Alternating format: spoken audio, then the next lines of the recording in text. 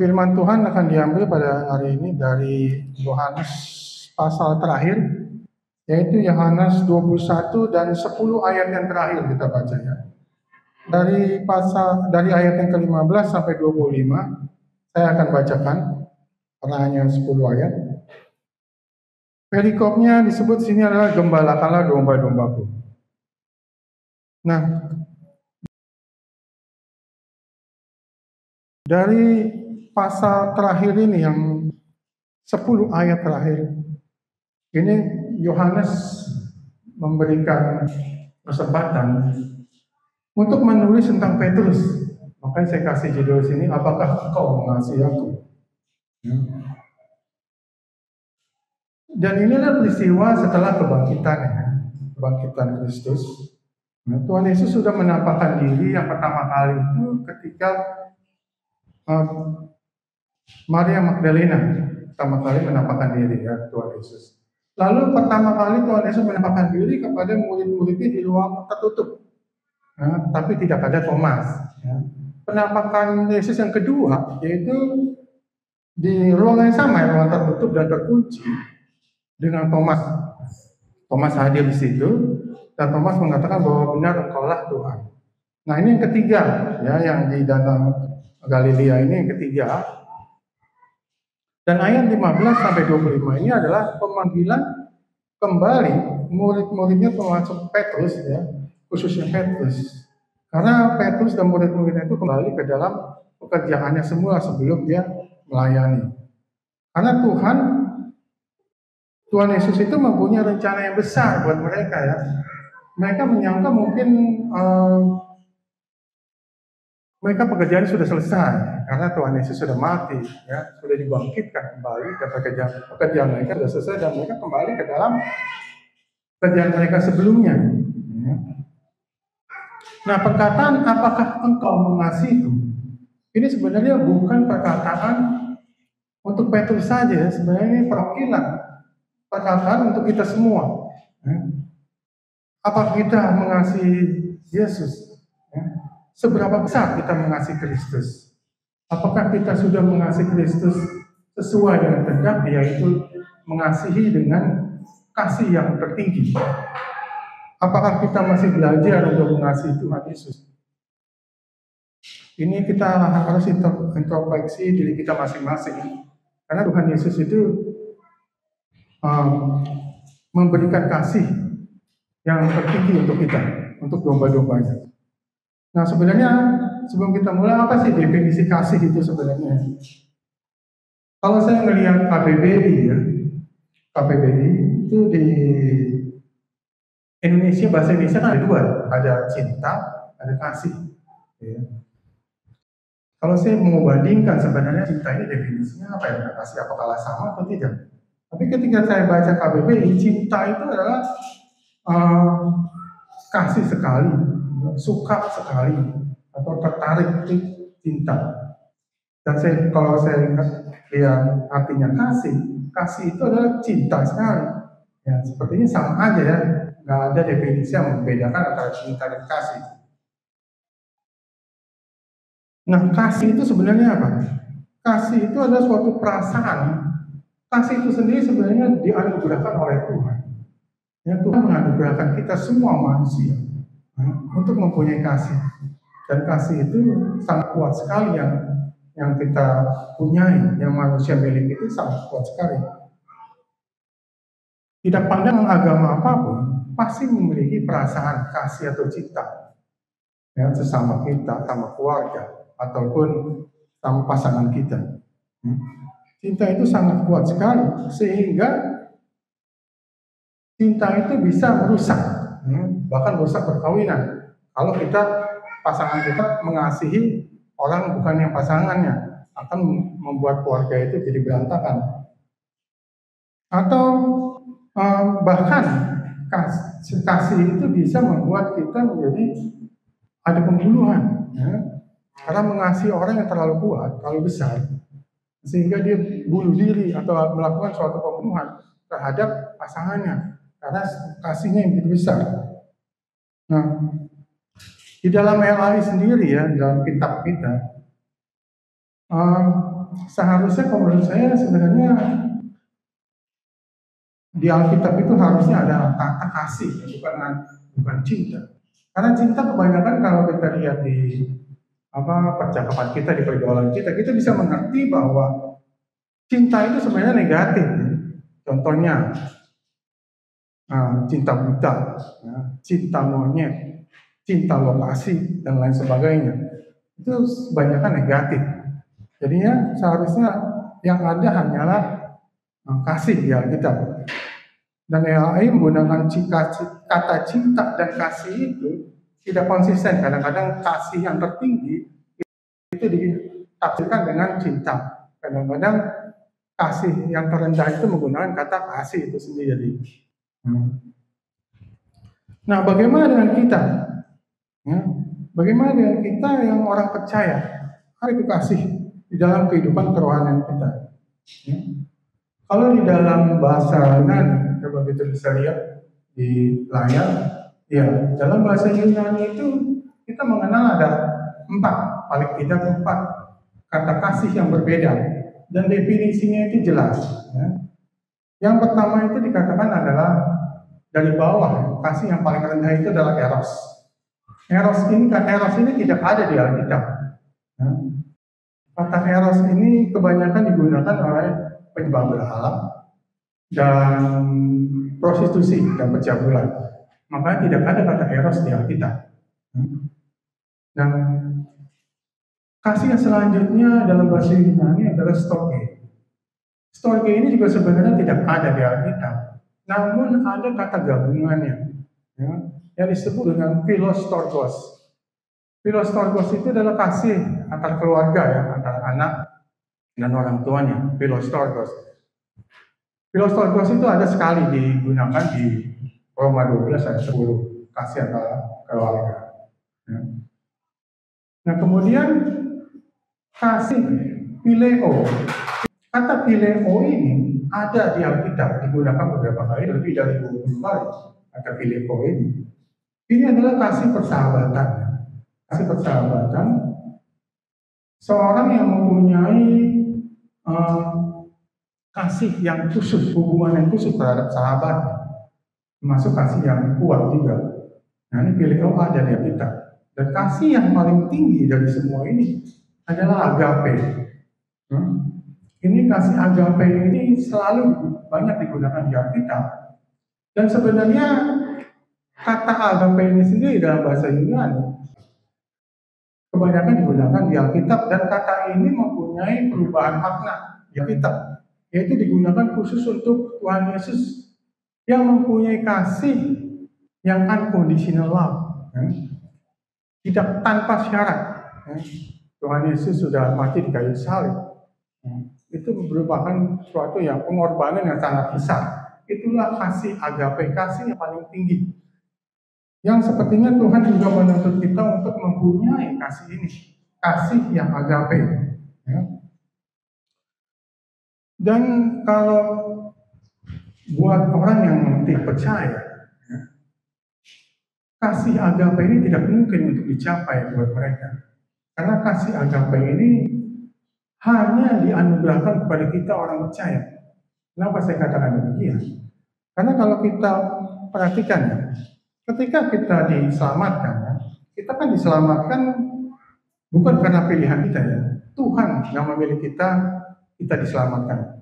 Jadi ketika kita diselamatkan, Tuhan mengambil kita dari lumpur dosa dan dipindahkan ke dalam tubuhnya, tubuh Kristus. Pada saat itu juga kita juga mengalami kelahiran yang baru. Nah, pada saat kita mengalami kelahiran yang baru, Tuhan memberikan hati yang baru, iman yang baru, dan keinginan yang baru. Nah, pada saat kita mempunyai keinginan yang baru itu sesuai di Galatia 5 ayat 15 dan 26. Keinginan-keinginan yang baru itu adalah buah roh. Nah, di dalam buah roh ini pertama kali disebut, buah roh itu yang pertama kali disebut adalah kasih. Kemudian baru sukacita, damai sejahtera, kesabaran, kemurahan, dan seterusnya, ada 9. baru. Yang pertama kali disebut adalah kasih. Nah, itu adalah anugerah yang luar biasa yang Tuhan berikan kepada kita. Sehingga kita mempunyai kasih yang agape. Seperti Dia yang telah memberikan kita contoh. Ya, Dia sudah mati di kayu salib untuk menebus dosa-dosa kita. Nah, di sini juga ditulis di dalam, kita juga bisa lihat di 2 Korintus 5 ayat 14 dikatakan karena kasih Kristus, di sini juga kasih menggunakan agape yang menguasai kami. Ya, jadi ketika kita diselamatkan, punya kelahiran baru, dan kita dikuasai oleh kasih Kristus. Ya. Seperti halnya Tuhan itu sudah memberikan contoh di Yohanes 13. Ya, dia sudah merendahkan dirinya yang paling rendah dengan mencuci kaki murid-muridnya. Ya, di Yohanes 14 dia juga sudah menyediakan rumah di surga buat kita. Karena dia mengasihi kita, dia mengasihi domba-dombanya. Dan di pasal 14 juga Tuhan Yesus berdoa untuk dia akan mengirimkan Roh Kudus untuk domba-dombanya, supaya domba-dombanya tidak ditinggalkan sendirian. Itulah kasih yang dimiliki oleh Kristus. Sampai akhirnya di Yohanes 19 dia mati di kayu salib. Tuhan sudah memberikan contoh bagaimana dia mengasihi domba-dombanya. Dan nanti di akhir khotbah saya akan berikan contoh kisah nyata ya, contoh nyata supaya kita bisa mengerti sebenarnya kasih yang bukan agape dengan kasih yang agape itu seperti apa. Nah, kita lihat di ayat 15 ya.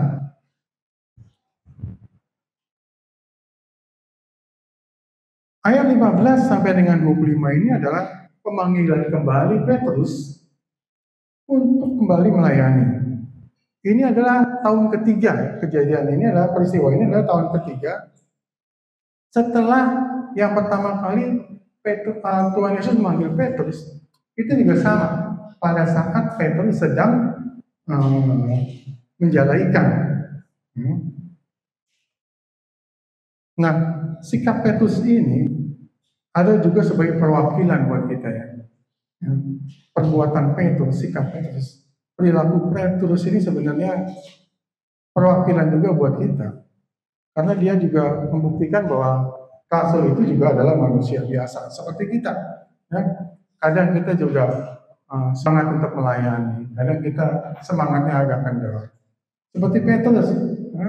Petrus kadang dengan spontannya ketika Petrus melihat Tuhan Yesus berjalan di atas air, dia langsung nyebur ke laut, ke danau itu, dan berusaha berjalan di atas air. Memang pada saat itu dia bisa ya berjalan di atas air, namun kemudian hanya sebentar karena anginnya terlalu besar, akhirnya dia sudah mulai goyah. Maka Tuhan Yesus katakan, yang kurang percaya.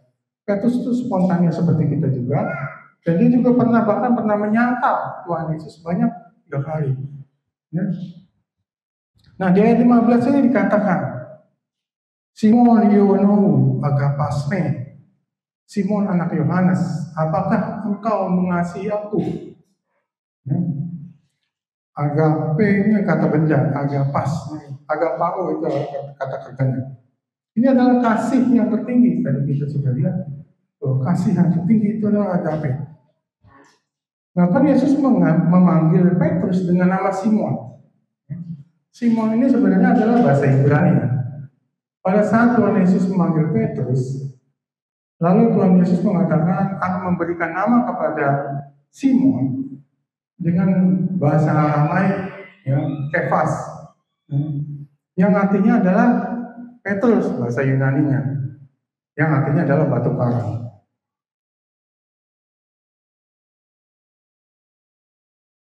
Nah, kenapa Petrus kembali kepada kehidupan sebelum dipanggil? Karena mungkin Petrus memang menyangka bahwa pekerjaan sudah selesai di situ. Maka dia kembali ke dalam pekerjaannya semula. Dan ketika ditanya, Petrus menjawab kan, ya Tuhan, saya pilih Pilih itu adalah lebih rendah dari agape ya. Saya pilih engkau. Kalau kita perhatikan di ayat 15 ini, Ada suatu perkataan di sini, apakah engkau mengasihi aku lebih daripada mereka ini? Ya. Apa maksudnya lebih daripada mereka? Mereka ini itu sebenarnya siapa? Kan pada saat itu ada 7 murid yang hadir di situ ya. Ada Petrus, ada Thomas yang disebut dengan Didimus. Didimus itu bahasa Yunani. Ada yang disebut dengan Nathanael. Nathanael itu sebenarnya Bartolomeus.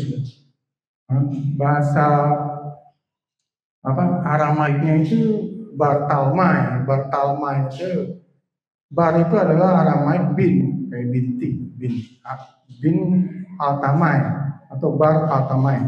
Nah, di Yunani kan menjadi Bartolomeus.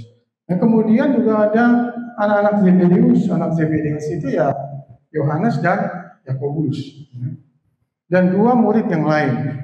Apakah kata ganti mereka ini untuk murid-muridnya? Kalau kita perhatikan di bahasa Yunani, kata ganti mereka ini sama seperti bahasa Inggris ya. Kata ganti mereka ini bisa digunakan sebagai kata ganti benda. Jadi bukan hanya untuk kata ganti orang, tapi juga untuk kata ganti benda. Nah, inilah maksudnya di sini. Kalau bahasa Inggris kita berusaha mengerti juga kayaknya akan salah paham ya, karena mereka di sini kita mengenal kata ganti mereka ini adalah kata ganti orang ketiga jamak ya, mereka. Jadi untuk kata ganti orang, bukan kata ganti benda. Tapi dalam hal ini saya lebih percaya bahwa ini adalah kata ganti untuk benda. Benda maksudnya yang mana? Ya. Jadi benda ini adalah kata ganti yang Petrus lakukan, yaitu Petrus memegang jala, ada ikan, ada perahu, ada danau Galilea. Nah, benda-benda ini ya, itu sebagai kata ganti mereka ini. Apakah engkau mengasihi aku lebih daripada benda-benda ini? Apakah engkau mengasihi aku lebih daripada kehidupan ini? Kehidupan sebelum dipanggil. Apakah Petrus mengasihi Tuhan Yesus lebih daripada kehidupan ini? Itu maksudnya ya. Nah, di ayat ke-16 Tuhan Yesus menanyakan kembali ya, apakah engkau Simon anak Yohanes, apakah engkau mengasihi aku? Sama ya. Tuhan Yesus menggunakan kata agape juga, kata yang kasih yang paling tinggi ya. Kemudian Petrus juga menjawab dengan, ya Tuhan, aku pilih engkau. Lalu di ayat 17 ya, Yesus menggunakan kasih yang lebih rendah ya, mengikuti Petrus, yaitu dengan kata pileo. Simon, apakah engkau pileisme? Lalu jawab Petrus, Tuhan, engkau tahu segala sesuatu. Nah, ini juga engkau tahu segala sesuatu adalah pernyataan Petrus bahwa Petrus mengakui keilahian Kristus. Yesus adalah Tuhan. Dia tahu segalanya. Itu pernyataan daripada Petrus. Dia adalah Maha Tahu. Jawab Petrus, aku pilih engkau. Jadi Petrus sebenarnya belum paham pada saat ini tentang agape yang diminta oleh Yesus. Walaupun Petrus hanya mempunyai kasih yang phileo, tetapi Tuhan menerima Petrus apa adanya. Dan di sini katakan juga ayat 17-nya ya, gembalakanlah domba-dombaku. Ya. Nah, gembalakanlah domba-dombaku. Ini juga menandakan bahwa sebenarnya domba-dombaku itu domba-domba Tuhan, bukan domba-domba pendeta, bukan domba-domba pemimpin jemaat, bukan domba-dombanya ketua sinode atau apapun itu. Ya. Tapi domba-dombaku, domba-domba Kristus. Kita tidak mempunyai hak terhadap domba-domba ini. Karena ini adalah domba-domba Tuhan.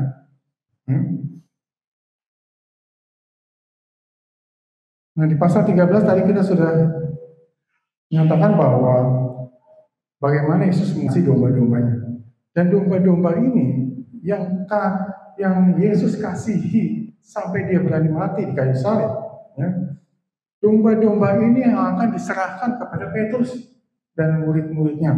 Jadi pekerjaannya sebenarnya baru berawal di sini. Ya, mereka, Petrus dan murid-muridnya akan menggembalakan domba-dombanya, akan meneruskan pekerjaan Kristus yang akan diteruskan oleh para muridnya. Lalu di ayat 18, aku berkata kepadamu, sesungguhnya ketika engkau masih muda, engkau mengikat pinggangmu sendiri, dan engkau berjalan kemana saja engkau kehendaki. Tetapi jika engkau sudah menjadi tua, engkau akan mengulurkan tanganmu, dan orang lain akan mengikat engkau dan membawa engkau ke tempat yang tidak engkau kehendaki. Nah, kalau kita baca ini, ya, apa artinya ini Pak? Ayat 18 ini ya.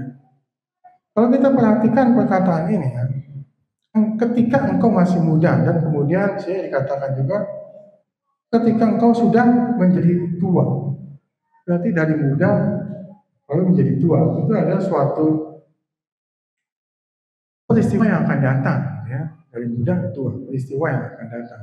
Apa yang terjadi dengan Petrus? Lalu dikatakan juga engkau akan mengulurkan tanganmu. Mengulurkan tangan ini berarti bahasa Inggrisnya stretch out. Mengulurkan tangan ini berarti selampung daripada penyampaian. Jadi Tuhan Yesus sudah berikan, ini adalah kata profetik pada Tuhan Yesus sampai terjadi terhadap Petrus ya. Tuhan Yesus mengatakan bagaimana Petrus akan mati. Ya, dari mana kita tahu itu? Bahwa dari ayat yang ke-19 juga mengatakan demikian ya. Ayat ini untuk menyatakan, ayat yang ke-19 dikatakan untuk menyatakan bagaimana Petrus akan mati. Ya. Nah, dari kematian Petrus ini diketahui juga oleh Origen. Origen itu adalah bapak gereja yang hidupnya di abad pertama juga ya.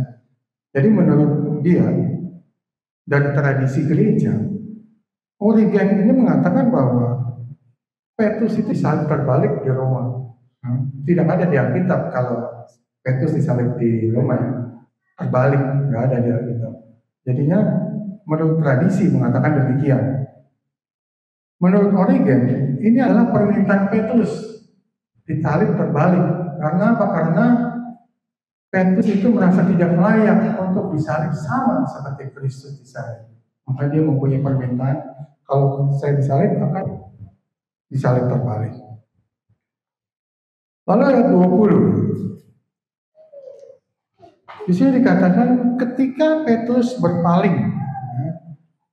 Di ayat 19 kita tahu bahwa Tuhan Yesus katakan, ikutlah aku, gitu ya, ikutlah aku.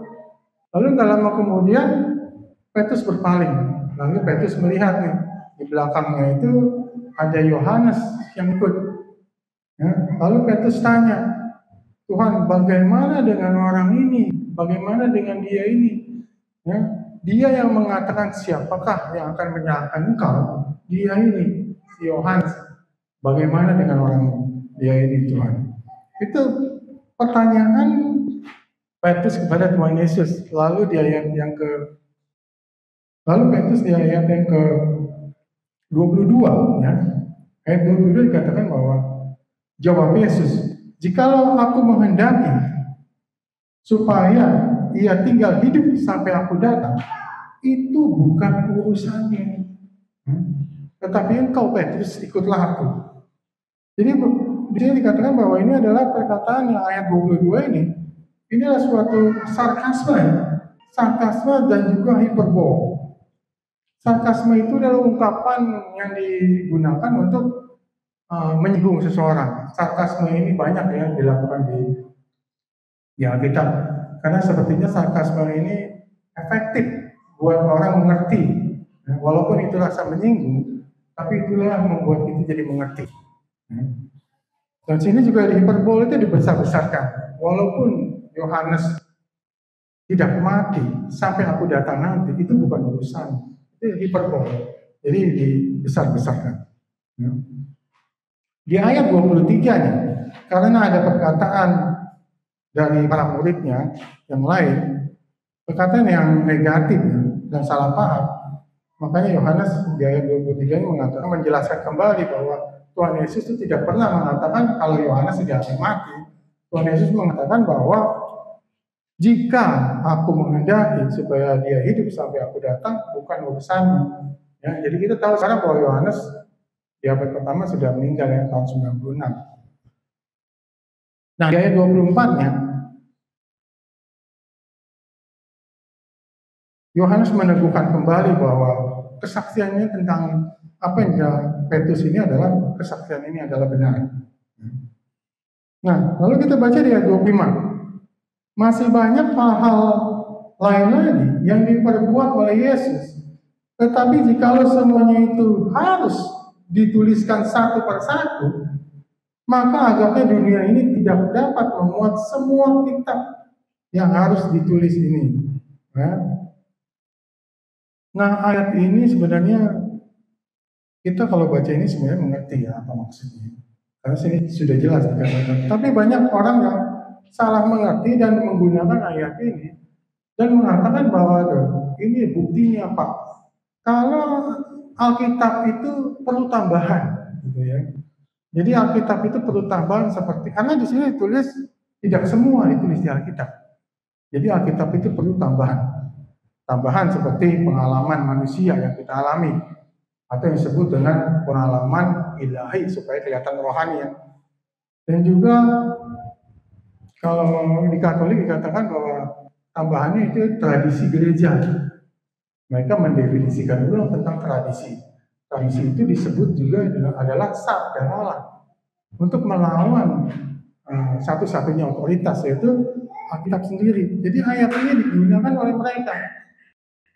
Ya, kita tahu bahwa mereka itu hanya mencaplok ayat satu ayat lain, ya. Tidak membaca keseluruhan. Kalau kita mau baca satu, coba kita geser satu pasal sebelumnya, yaitu Yohanes 20 ayat yang ke-31. Dikatakan, tetapi semua yang tercantum di sini telah dicatat supaya kamu percaya bahwa Yesuslah Mesias Anak Allah, dan supaya kamu oleh imanmu memperoleh hidup dalam namanya. Nah, jadi ayat ini juga meneguhkan bahwa semua yang kita perlukan sebagai orang Kristen, semua yang kita bisa ketahui tentang Kristus, bagaimana apa itu kehendak Kristus dalam kehidupan kita, bagaimana kita bisa melayani, kita bisa hidup sesuai dengan kehendak, itu semua sudah ditulis di dalam Alkitab.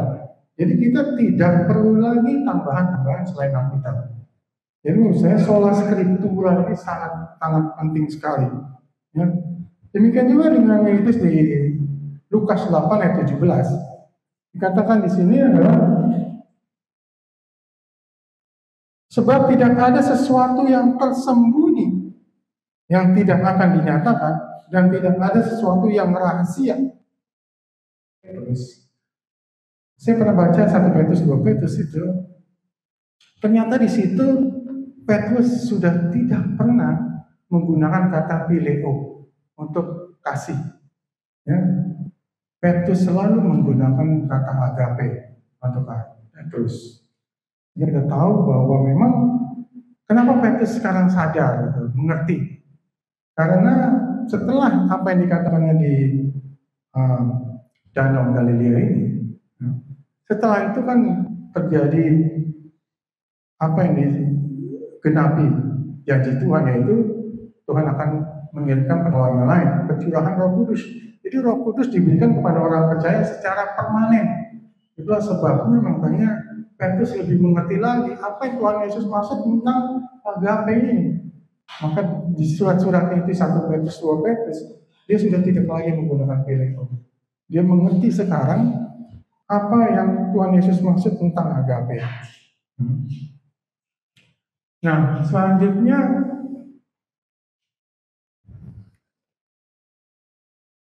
saya akan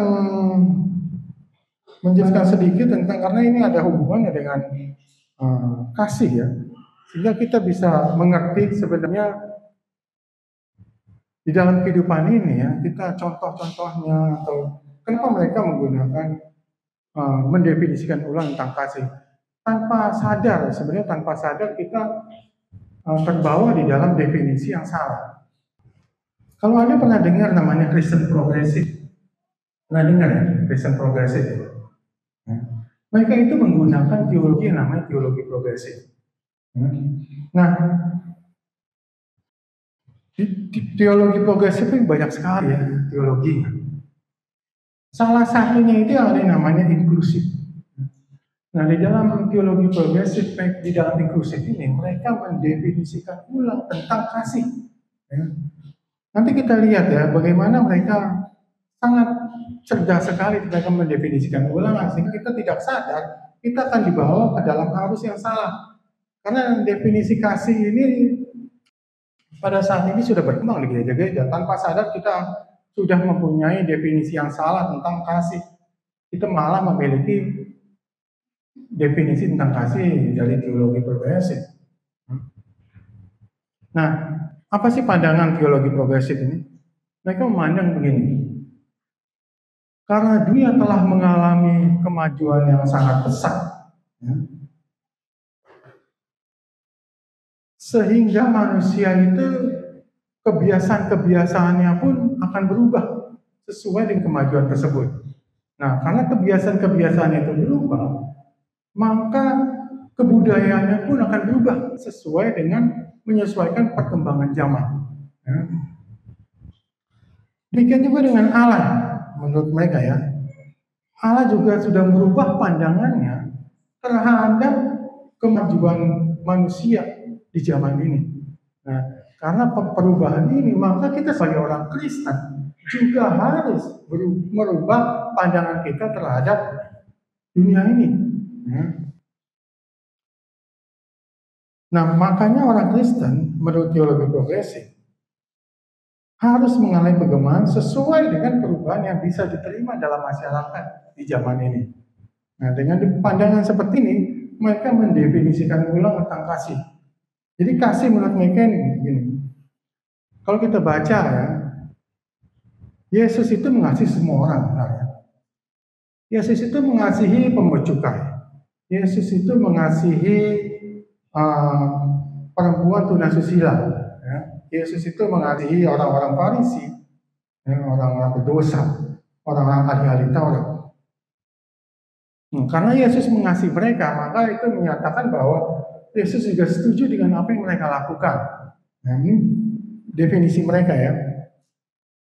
Nah, dengan demikian maka gereja juga seharusnya menerima mereka apa adanya. Kalau kita lihat definisi ini ya, kalau sebagai orang awam mereka akan menerima.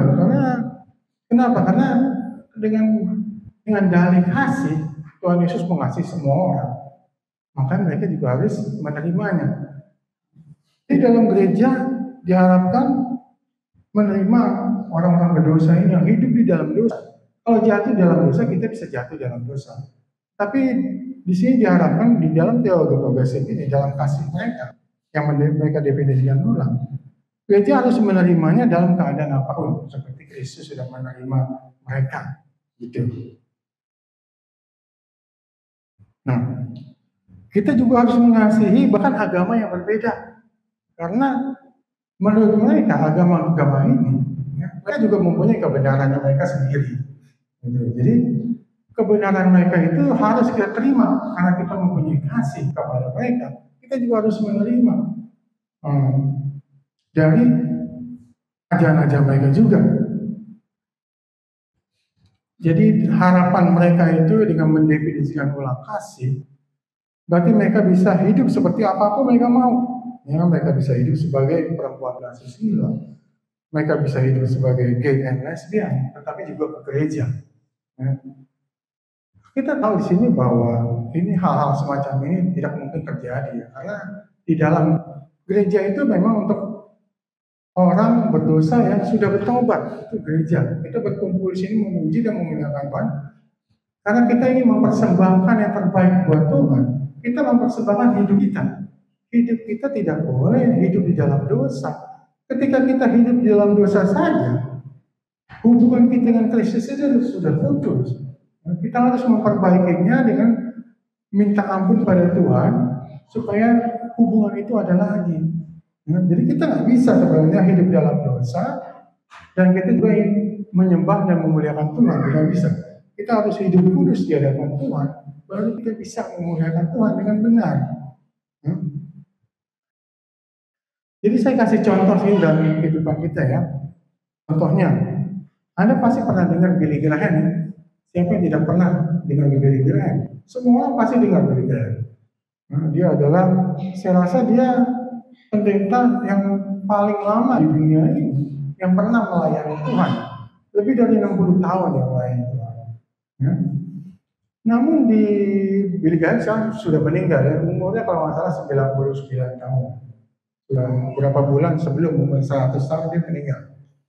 Jadi dalam hidupnya sebelum dia pensiun dari pendeta, dia mengatakan begini, semua agama, apapun itu, baik Islam, Buddha, Hindu, apapun itu, ya, bahkan orang yang belum tahu tentang Kristus, bahkan orang belum mengenal tentang Kristus, tapi mempunyai hati yang ingin menyembah pribadi yang lebih tinggi, itu pun kata Billy Graham, itu pun bisa masuk surga bersama kita. Ya, bayangkan orang yang sudah melayani Tuhan selama 60 tahun lebih, dan dia selalu mengatakan di dalam videonya, saya selalu lihat, dan dia selalu mengatakan bahwa tidak ada jalan lain menuju ke surga kecuali melalui Yesus Kristus. Itu juga yang selalu dia ajarkan. Nah, kenapa di akhir hidupnya dia malah mengatakan yang sebaliknya? Tapi ternyata setelah kita selidiki, dia mengatakan itu sudah dari tahun 60-an dia juga pernah mengatakan itu. Bukan hanya untuk sebelum dia pensiun, tapi dari tahun 60-70-an dia juga sudah mengatakan itu. Jadi banyak para teolog ini mengatakan bahwa Billy Graham ini adalah seorang yang kameleon, bunglon. Jadi tergantung dia hinggapnya di mana. Kalau dia hinggapnya di hanya warna coklat, dia akan berubah menjadi coklat. Kalau dia hinggapnya dari dahan yang berwarna hijau, dia akan hijau. Jadinya dia tidak bisa orang yang selalu ingin dikasihi, yang selalu ingin dikasihi oleh semua orang. Jadi dia tidak bisa mengatakan ini salah, ini benar. Karena ingin dikasihi oleh semua orang. Kalau dia ada di dalam lingkungan orang-orang yang tidak percaya, dia akan mengatakan ada jalan lain menuju surga. Anda tidak usah khawatir. Tapi ketika dia berkhotbah di dalam jemaat yang dia akan mengatakan bahwa tidak ada jalan lain menuju surga. Jadi dia sepertinya berdiri di tengah-tengah. Dia tidak, kalau saya percaya di Wahyu 3 ayat yang ke-15 kalau nggak salah ya. Memang banyak teolog yang mengatakan Wahyu 3 ini adalah tentang ketika orang Kristen yang kadang-kadang setia di dalam melayani, kadang-kadang kendor. Wahyu 3 ayat 15 ya. Nah, kalau menurut saya ini lebih tinggi daripada itu. Jadi di situ katakan bahwa orang yang suam-suam kuku, Anda tidak panas dan tidak dingin. Ya. Wahyu 3 ini surat kepada gereja Laodikia dan salah satu dari 7 gereja. Nah, di dalam ayat ini dikatakan bahwa Tuhan akan memuntahkan mereka. Jadi menurut saya di sini ini adalah tentang pengajaran yang berbeda. Karena 7 gereja itu adalah kebanyakan mereka dimasuki oleh pengajaran-pengajaran yang berbeda, sehingga mempunyai doktrin yang berbeda. Nah, ini adalah tentang pengajaran. Jadi sebenarnya Anda tidak panas dan tidak dingin. Itu maksudnya Anda berdiri di tengah-tengah. Tidak mempunyai pijakan yang kokoh. Anda mau ke yang panas sampai mau ke dingin. Anda mau bersatu dengan ajaran yang sesat atau Anda mau memilih ajaran yang benar. Karena dia tidak mau memilih kedua-duanya. Dia mau dikasihi oleh semua orang. Maka dia berdiri di tengah-tengah dan mengatakan ini benar dan yang ini juga benar. Yang kedua saya mau bersaksi sedikit ya. Yang kedua yang terjadi diri saya sendiri sebenarnya. Di dekat rumah saya itu ada gereja dan saya ke gereja itu sudah 2 tahun ya. Nah, ini gereja Protestan. Saya nggak usah kasih tahu namanya, ini gereja Protestan. Nah, di gereja itu ada satu seminar. Seminar itu judulnya Kesembuhan Ilahi. Ya, nah, saya menarik nih buat saya sebuah nilai. Saya pikir saya mau datang. Apa isinya sih? Ini kesembuhan ilahi ini kan dogmanya karismatik ya. Nah, saya mau tahu kok bisa masuk di dalam Protestan. Nah, isi saya sudah wanti-wanti sebelum saya datang. Kamu jangan marah-marah di situ ya. Saya bilang, ngapain saya marah? Saya hanya mendengar. Saya sebagai pendengar. Ya, karena di sini ini gereja saya. Saya maksudnya peduli dengan gereja saya. Peduli dengan domba-domba sekitar. Karena saya lebih mengerti dari mereka. Ya. Nah, saya datang. Saya mau lihat apa sih perkataannya, karena dia ini adalah salah satu pendeta senior, salah satu pendiri. Nah, di seminar itu dikatakan tentang kesembuhan ilahi yang saya sudah pelajari sebelumnya, sama aja, ya latar belakangnya sama, semua sama semua dengan dogmanya karismatik yang diajarkan itu semua sama. Jadi di situ saya diberikan ini apa kesempatan untuk bertanya. Saya pikir, nah ini kesempatan saya untuk bertanya. Lalu saya berdiri, saya bertanya. Pertanyaan saya cuma sedikit, tapi menggempakan. Pertanyaan saya cuma satu, Pak. Coba sebutkan satu ayat saja, Pak. Satu ayat saja. Kalau ada perintah di Alkitab, kalau gerejanya itu harus melakukan kesembuhan. Oh banyak, Pak, katanya. Oh banyak nih, di mana nih saya tahu. Mungkin dia punya ayat yang berbeda kan? Lalu saya dijelaskan dari Markus 16, Matius 10, Lukas 9. Lalu saya jelaskan kalau itu bukan perintah, itu narasi apa yang terjadi di abad pertama itu seperti itu, bukan perintah. Bapak ada lagi nggak Pak ayatnya? Makanya dia putus asa. Ya. Makanya dia panggil pendetanya, pendeta lokal. Makanya pendeta di saya itu berdiri. Pendetanya mengatakan demikian. Apa yang dikatakan Bapak ini benar. Tetapi apa yang dikatakan Pak Kris itu juga benar. Ini teologi progresif ini kita nggak sadar bahwa kita sebenarnya udah masuk ke dalam teologi progresif. Dia mau dikasih oleh semua orang sehingga nggak berani mengatakan yang sesuai dengan firman Tuhan itu sebenarnya apa sih? Kan sebenarnya di Matius 5 ayat 37 dikatakan bahwa katakan ya jika ya, katakan tidak jika tidak, selebihnya dari siapa? Dari si jahat. Kita harus berani kalau memang Alkitab mengatakan demikian, ya kita harus berani mengatakan demikian. Kalau kita mengatakan itu salah, ya kita harus berani menyatakan kalau itu salah. Tapi pendeta ini tidak. Dia mau berdiri di tengah-tengahnya. Nah, kalau kita perhatikan dari ayat ini sebenarnya, ya, kita mesti koreksi diri kita masing-masing. Apakah kita mempunyai kasih? Apakah kita sudah mempunyai kasih yang Tuhan harapkan, yang Tuhan kehendaki, yaitu kasih yang agape. Kasih yang agape, kasih yang tidak berat sebelah, kasih yang benar-benar mengasihi Tuhan. Ya. Bukan kasih kepada dunia ini, tapi Tuhan katakan di Matius 22 bahwa kasihlah Tuhan Allah dengan segenap jiwa, dengan segenap akal budi, dengan segenap hatimu. Jadi kita sebenarnya udah ada lagi tempat kasih untuk yang lain, hanya untuk Kristus. Nah, yang kedua, hukum yang kedua baru kita mengasihi sesama kita. Kalau kita bisa mengasihi Kristus secara agape, itu otomatis hukum yang kedua itu akan berlaku secara otomatis, nggak mungkin tidak. Karena kita pasti akan mengasihi sesama kita, apalagi sesama dengan orang percaya. Mari kita tundukkan kepala.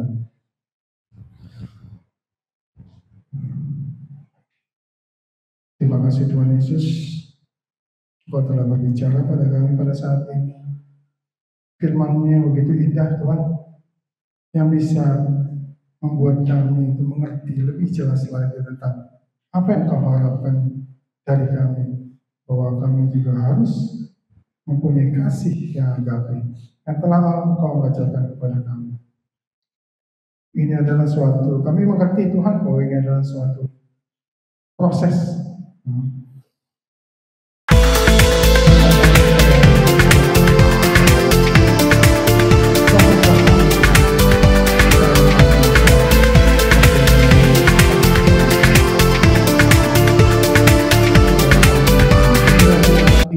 Lebih lagi mengasihi-Mu Tuhan, supaya kami lebih berani lagi untuk menyatakan yang salah. Kami bisa berdiri di tempat yang kokoh. Kami bisa memilih ajaran mana yang baik, ajaran mana yang tidak baik, yang tidak sesuai dengan firman. Terima kasih Tuhan Yesus, sertai kami dalam kehidupan kami sehari-hari Tuhan. Di dalam nama Yesus Kristus kami berdoa dan mengucap syukur. Amin.